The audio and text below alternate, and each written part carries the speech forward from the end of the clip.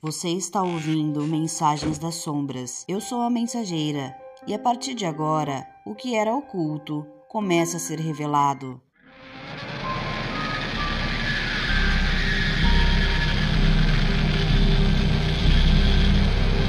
Pare de procurar respostas na luz. As que importam sempre estiveram nas sombras. Sombrios, o podcast das sombras está com perguntas exclusivas sobre o ocultismo, iniciação, práticas, rituais e dúvidas. Por isso não perca as respostas imperdíveis que poderão te guiar e ajudar. E se você tiver alguma pergunta, é só deixar no e-mail ou nos comentários que será respondido.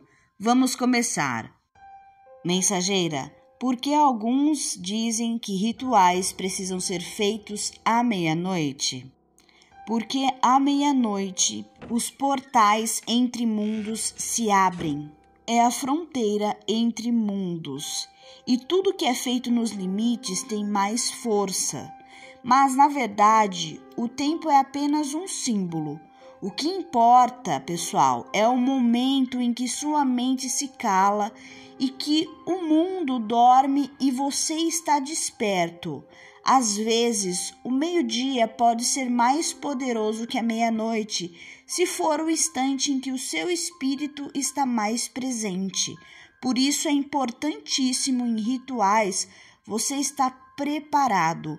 Uma dica da mensageira antes de estar fazendo qualquer ritualística é que você cuide do seu corpo, mente e espírito.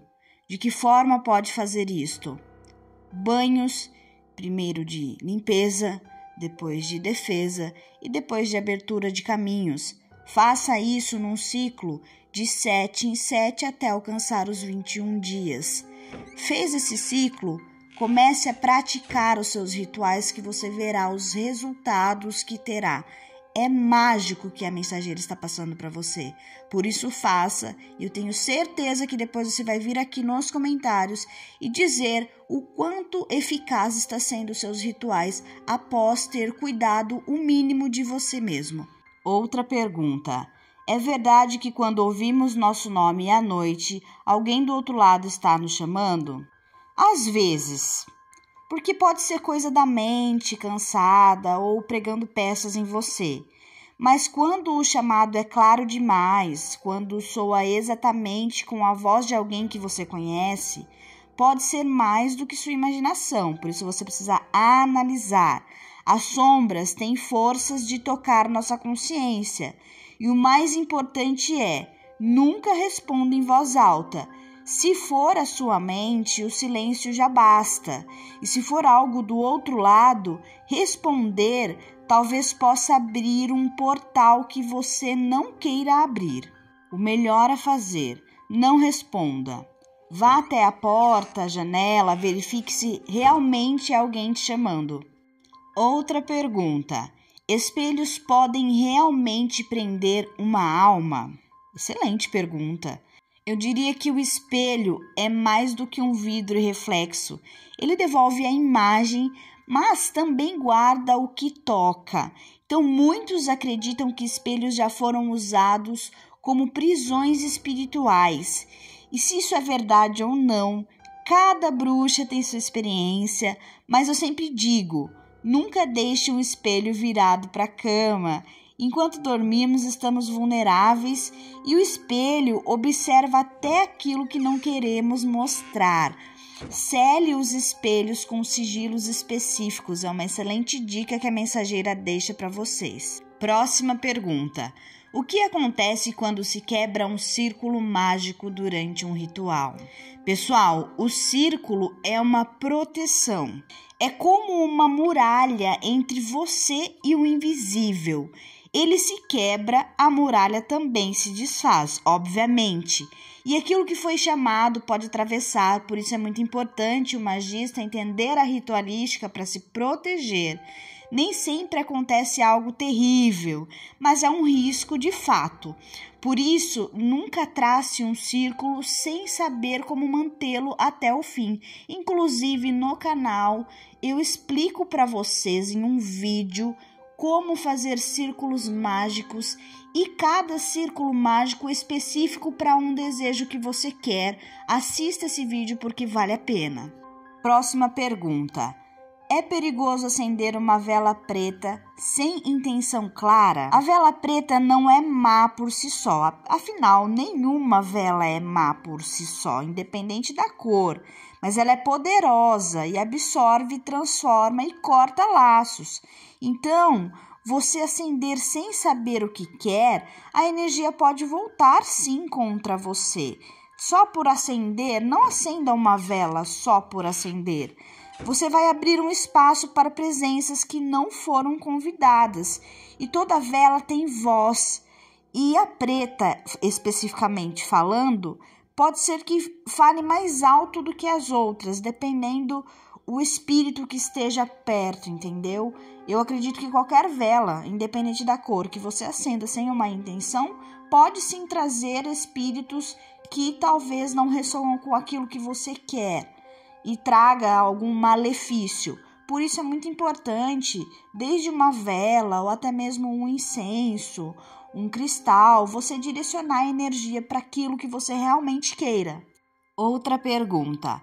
Objetos herdados de pessoas falecidas podem carregar energia ruim? Essa é uma pergunta muito relativa, por isso eu diria que depende. Um objeto não é só a matéria, ele guarda memórias, sentimentos e até fragmentos de quem usou aquele objeto. Então, quando alguém parte, suas coisas ficam impregnadas com a energia que carregavam. E às vezes é proteção e outras vezes é dor. Então, sempre que receber algo de alguém que se foi, procura fazer um banimento, uma limpeza energética e transfira para aquele objeto sentimentos bons. E também acenda uma vela para aquela pessoa que se foi, para que ela possa encontrar luz e deixar, né? Não sei se é um objeto que às vezes a pessoa tem um apego, então já faça isso e peça para a espiritualidade também encaminhar esse espírito para um bom lugar, para que ela não fique apegada naquela matéria e acaba trazendo alguns obstáculos energéticos para sua vida. Outra pergunta. Por que sentimos arrepios repentinos em certos lugares? Bom, o corpo fala quando a alma percebe o que os olhos não enxergam, isso é um fato. Então, o arrepio é uma resposta do nosso espírito a uma energia estranha, principalmente para quem sente, tem essa hipersensibilidade. Pode ser uma boa energia ou ruim, mas sempre é um aviso, então preste atenção. Nunca ignore um arrepio, a sua intuição, porque é uma linguagem mais honesta que as sombras têm para nos alertar sobre algo. Uma dica essencial: use um amuleto, uma proteção sempre do bolso esquerdo, porque tende a captar aquela energia ruim. Então, por exemplo, usar um cristal, usar um patuá ou alguma proteção, um sigilo específico. Próxima pergunta. É possível que um símbolo desenhado sem querer abra um portal?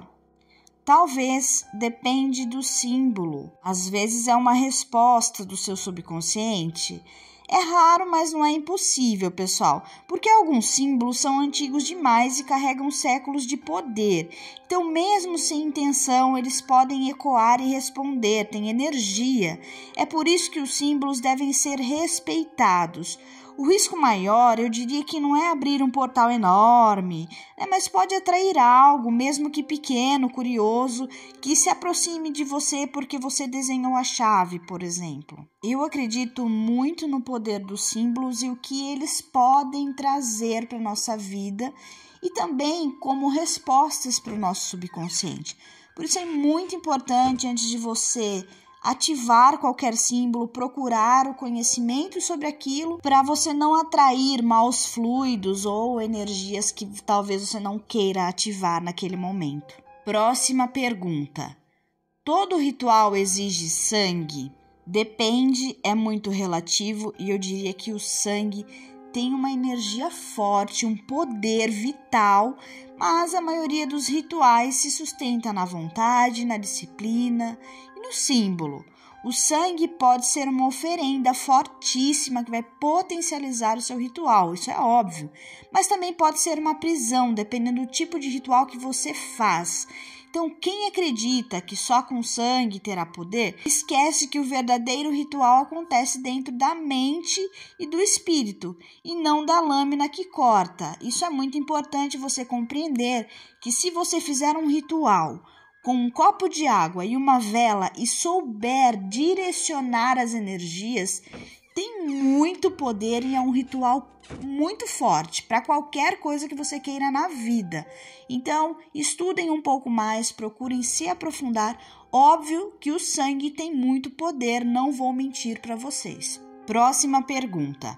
É perigoso fazer um pacto com Lúcifer? Perigoso é entrar em qualquer caminho sem saber para onde ele leva. Isso é óbvio, pessoal.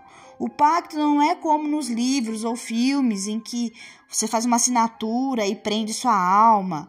O pacto verdadeiro acontece dentro. É uma decisão de seguir um ideal, uma força, um mestre. Lúcifer é nosso mestre. Alguns chamam isso de pacto e outros chamam de entrega. O perigo não está em Lúcifer, mas em você mesmo, se você não souber o que deseja entregar em troca. Por isso tem que ser estudado, aprofundado, para depois você verificar aquilo que ressoa verdadeiramente com você, para então você decidir fazer um pacto. Outra pergunta. Por que alguns rituais pedem que as palavras sejam ditas em voz alta? Porque a palavra é vibração, pensar é criar, mas falar é materializar. Então, quando você fala, o ar vibra, o espaço responde. No ocultismo, a voz não é apenas um som, é um chamado. E o silêncio guarda segredos, mas a voz abre caminho. Já imaginou a autoridade que tem a voz? Por isso, verbalizar é importante em alguns rituais. Próxima pergunta. Um pacto pode ser desfeito? Eu diria que depende. O que foi assinado em papel pode ser queimado e o que foi dito em palavras pode ser negado, mas o que for gravado na alma, pessoal, isso não se apaga, é óbvio. Então, muitos acreditam que um pacto é eterno e outros dizem que o verdadeiro pacto não é com Lúcifer ou com qualquer espírito, mas consigo mesmo. E esse sim é impossível de romper. Então, antes de fazer um pacto, estude, se aprofunde, conheça a si mesmo. Antes de pedir algo material, peça para que você tenha sabedoria e o discernimento de si mesmo, que é o maior conhecimento, é o pote de ouro que você pode requerer da vida. Então, quando você conhece a si mesmo, talvez até perguntas você vai saber elaborar de uma forma diferente. E coisas que talvez fariam sentido para você, depois que você olha para si de uma forma diferente, já não faça mais sentido. Ou se fizer sentido, você vai ter uma outra perspectiva, uma outra forma de pedir.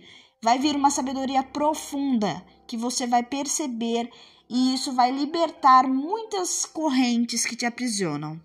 Outra pergunta. Por que tantos rituais usam fogo? Porque o fogo é a ponte entre os mundos, ele consome e transforma, ele ilumina e devora. O fogo, pessoal, leva o que está aqui para o que está além e devolve sinais para quem sabe observar. Não há elemento mais antigo e mais temido em um ritual do que a chama que não pede permissão para queimar. Próxima pergunta. O que acontece se alguém invocar Lúcifer sem estar preparado? O mesmo que acontece quando alguém chama uma tempestade e não tem abrigo, pessoal. Pode ser ignorado ou pode ser esmagado. Invocar sem preparo é brincar com forças que não foram feitas para o espetáculo. Então, nem sempre acontece algo imediato, mas aquele que chama sem respeito, sem reverência, carrega a marca da imprudência e cedo ou tarde, obviamente que será cobrado o preço. Por isso, antes de invocar, estude, se aprofunde e tenha conhecimento naquilo para ter certeza do que você está fazendo. Sombrios, até breve.